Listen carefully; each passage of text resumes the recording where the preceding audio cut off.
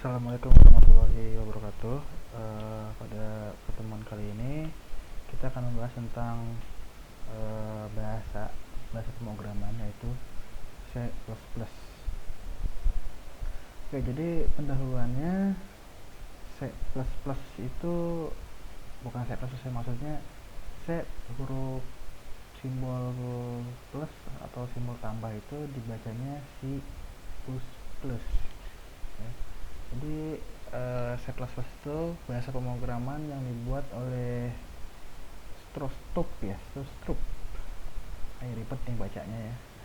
Pada tahun 1979 memiliki fitur yang lebih banyak dibandingkan bahasa C. Jadi sebenarnya C++ ini adalah bahasa pengembangan dari bahasa C. Jadi sebelum C++ itu bahasa C, dan setelah bahasa C++ itu ada yang namanya bahasa C#. Ya, jadi setiap pemrograman itu pasti ada pengembangan. Karena apa? Karena kebutuhan. Tergantung kebutuhan kita tuh apa. Ya. Kemudian untuk sejarahnya, sebenarnya mulanya itu dibuat pada tahun 1979 karena si pembuatnya ini ada sebuah proyek tesis ya, sehingga dia bingung mau membuat apa. Akhirnya dia membuat suatu bahasa baru yaitu C++ yang diadopsi dari bahasa C. Nah kemudian pada tahun 1982 C++ juga menambahkan fitur baru seperti class, creator function, operator overloading, reference, consta, dan lain-lain. Nah terus kemudian karena si pembuatnya itu ingin karyanya atau bahasanya itu dipelajari oleh orang lain, makanya dia membuat suatu buku. Ya, bukunya itu dinamakan C++ Programming Language ya. Jadi ini buku pertama yang ada. Nah, jadi ini cikal bakal buku-buku yang kita pelajari selama ini tentang mempelajari bahasa pemrograman C++ ini adalah buku nenek moyangnya. Ya. Kemudian pada tahun 1989 rilis versi 2 ya. Rilis versi 2 itu maksudnya bukan bahasanya ya, tapi bukunya ya. Ini versi 2 dengan bukunya masih buku yang sama tapi edisi kedua atau second edition. Nah, ini versi bahasa atau perkembangan ya, pengembangan dari bahasa C++ mulai dari 1998 sampai sekarang pun masih dikembangkan, cuman versi aja berbeda. Dan setiap tahun itu nama sebutannya mengikuti tahun. Contoh di sini tahun 1998 maka disebutnya adalah C++ 98. 2003 03. Jadi 2 digit terakhir dari tahun tersebut. Sekarang berarti namanya C++ 20.17 atau titik berapa gitu ya, itu versi updateannya atau pengembangannya. Nah ini contoh aplikasi yang dibuat dengan C++. Jadi aplikasi ini sering digunakan. Ini namanya Inkscape. Inkscape itu adalah aplikasi alternatif dari CorelDRAW ya. Jadi aplikasi ini berbasis vektor atau raster untuk membuat atau mendesain suatu konten multimedia. Nah ini digunakan atau dibuatnya menggunakan bahasa C++. Seperti itu. Nah ini yang kedua ada yang namanya apa nih? Ini mirip ini ya, mirip Inkscape. Ini juga sama nih, dia dibuat dengan bahasa C++. Nah terus banyak nih contohnya lagi selain itu. Yang paling terkenal itu ini nih, Google Chrome, Office. Ini pasti kedua aplikasi ini sering kalian gunakan ya. Nanti juga kalian belajar Photoshop sama Illustrator ya. Nah ini semua ini dibuat harus menggunakan bahasa C++. Jadi dengan kalian mempelajari bahasa C++, kalian bisa membuat suatu aplikasi ya. Oke, persiapan mempelajari C++. Jadi apa sih yang dibutuhkan dalam mempelajari C++ itu? Pertama itu ada yang namanya text editor ya. Text editor, terus kedua ada compiler, terus ketiga ini IDE ya, IDE, jadi kepanjangan dari Integrated Development Environment. Nah, yang pertama itu ada text editor. Text editor itu alat bantu ya, alat bantu atau aplikasi bantu untuk melakukan proses pemrograman tertentu itu di sini berarti ya C++. Nah, contohnya itu ada Notepad. Biasanya kalau di Windows itu setiap kalian cari di start menu pasti ada tuh yang namanya Notepad. Jadi Notepad itu apa ya, tools atau aplikasi bawaan Windows. Nah, ada juga Notepad++. Nah, bedanya apa? Bedanya kalau Notepad itu nggak ada baris nomornya, tapi kalau Notepad++ itu ada baris nomornya secara visual. Nah, kemudian ada Gedit. Kalau Gedit itu adalah versi Notepad++ yang ada di sistem operasi Ubuntu. Kemudian ada Genie, Mousepad, Cat, atau VS Code, Sublime Text. Nah, ini banyak variannya. Nah, nanti kita coba salah satu dari text editor ini. Nanti yang saya gunakan Visual Studio Code ya, atau VS Code. Nah, ini contoh dari Visual Studio Code tampilannya, aplikasinya. Nah, kemudian ada compiler. Compiler ini fungsinya adalah penerjemah bahasa C menjadi bahasa mesin sehingga dapat dimengerti oleh komputer. Jadi analoginya gini, bahasa komputer itu adalah bahasa mesin, bahasa yang hanya mengerti bilangan biner atau 0 dan 1 ya. Jadi kita tidak mungkin membuat program atau perintah ke komputer dengan bahasa 01 karena itu bahasa tidak manusiawi. Nah, kemudian ada nih yang namanya compiler. Compiler itu sebagai penengah atau penerjemah antara bahasa manusia dengan bahasa mesin atau bahasa komputer. Nah, yang sebelah kiri ini ada bahasa C ya, bahasa C contohnya lah ya. Tapi ini sebenarnya bisa juga digunakan menggunakan C++. Nah, sebelah kanan itu adalah output atau bahasa mesin. Jadi sebenarnya antara yang ini dengan yang ini artinya sama, cuman kita nggak mungkin ngasih perintah ini ke komputer, makanya kita harus pakai perintah ini supaya si compiler itu nanti menerjemahkan sehingga menjadi bahasa mesin seperti itu. Jadi kalau kita analogikan, misalnya ini orang Jawa nih, ini orang Jawa tapi dia nggak bisa bahasa Sunda. Nah, ini orang Sunda, otomatis dia cuma bisa bahasa Sunda, nggak bisa bahasa Jawa. Nah, ketika dua-duanya ini saling berkomunikasi, ini nggak bakal sinkron ya. Makanya ada penerjemah compiler yang disebut bahasa Indonesia atau bahasa nasional atau bahasa ibu ya gitu. Jadi kalian bisa membuat program seperti ini yang aslinya adalah seperti ini. Jadi sederhananya seperti itu. Nah, kemudian contoh compilernya di sini banyak. Kalau yang CC ini yang free, yang di Linux. Nah, kalau yang MinGW ini yang di Windows. Ya, ini yang paling banyak digunakan sebenarnya, sama yang ini sih, Visual C++. Tapi nanti kita coba salah satu. Kita coba yang C, yang GNU ya, sama yang MinGW. Nah, terus yang ketiga ada IDE, Integrated Development Environment.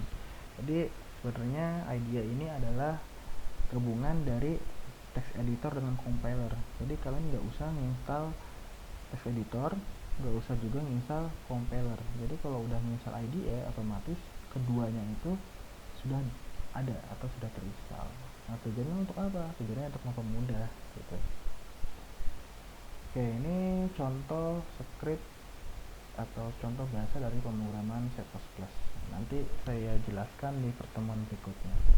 Baik, sekarang saya mencoba mempraktekkan bagaimana membuat program C++ sederhana. Oke, kalau mengacu dari program yang ini, dia hanya ingin menampilkan kata hello world. Nanti saya rubah ya. Saya buka dulu teks editornya. Teks editornya di sini menggunakan Visual Studio Code. Nah, ini kalian juga bisa diinstal nih kalau di Windows. Kalau saya pakai Linux, jadi sama aja sih sebenarnya. Nah, kemudian saya save dulu. Nah, save-nya adanya di mana nih? Saya nge-save-nya itu di folder C++. Saya kasih nama misalnya program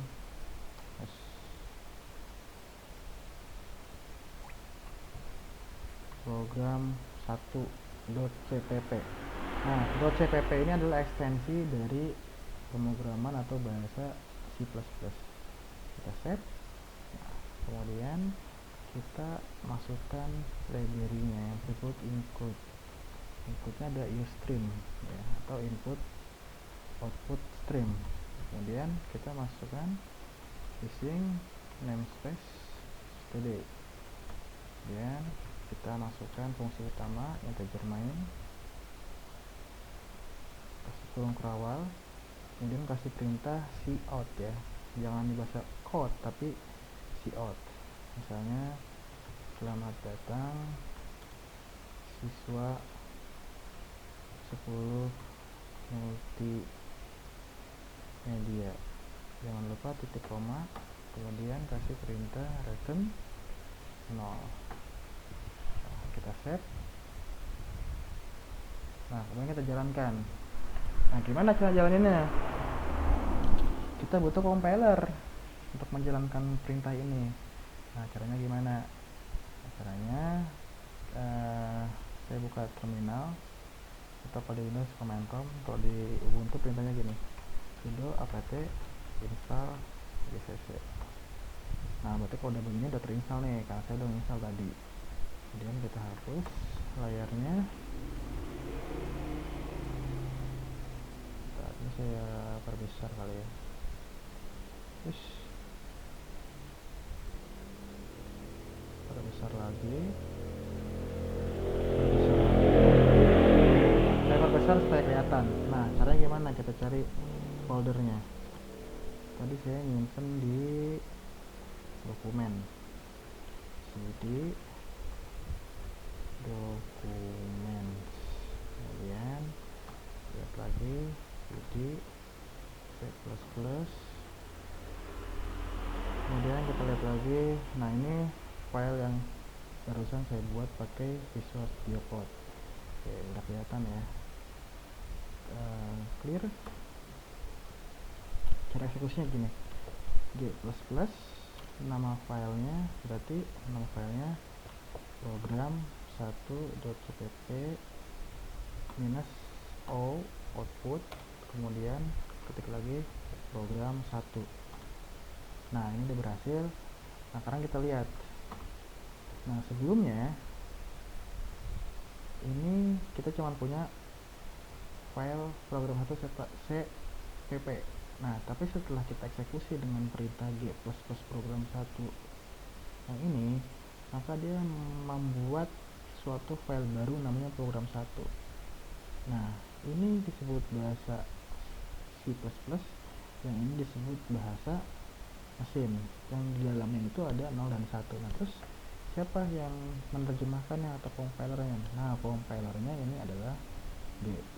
Nah, gimana jalaninnya? Jalanin ini program 1. Nah, jadi hasilnya ini, selamat datang siswa kelas 10 multimedia. Nah, kalau pengen diganti supaya ini turun, gampang, tinggal tambahin aja di sini, kasih n line atau spasi baru. Caranya gimana? Kita buat lagi yang tadi, hitung lagi. Nah, ini jadi outputnya adalah yang ini, selamat datang siswa kelas 10 multimedia. Oke, jadi step atau langkah dari text editor dan compiler sudah saya bahas. Kemudian saya akan membahas tentang IDE. Saya menggunakan kode blok, ya, kode blok. Nanti saya simpan lah linknya itu di e-learning.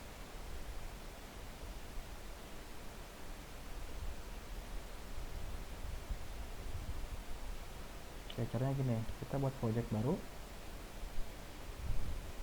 yang konsol, next, pilih bahasanya, kita pakai bahasa C++, kemudian nama projectnya, misalnya program satu lagi, ya. Ini adanya di folder yang ini, ya, di folder C++. Next, finish. Oh ya, ada yang salah ini. Balik lagi, C++, program 1. Nah, ini adanya di sini, ya.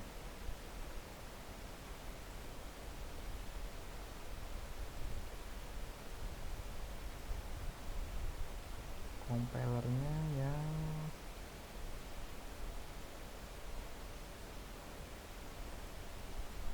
aja deh. Oh, dia nggak mau ya, direktorinya salah ini ya. Coba kita create lagi, pengen lagi tuh C++, sini simpannya, program 1.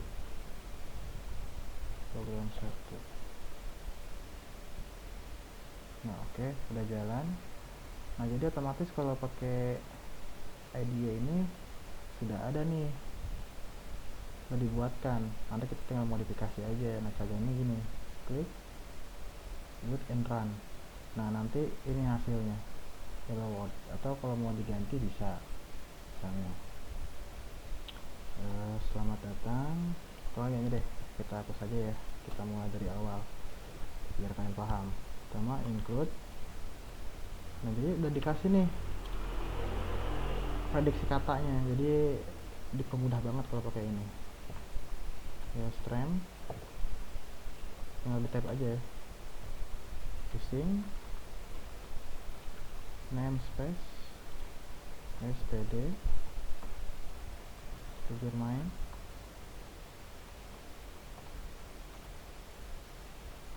cout selamat datang siswa kelas 10 multimedia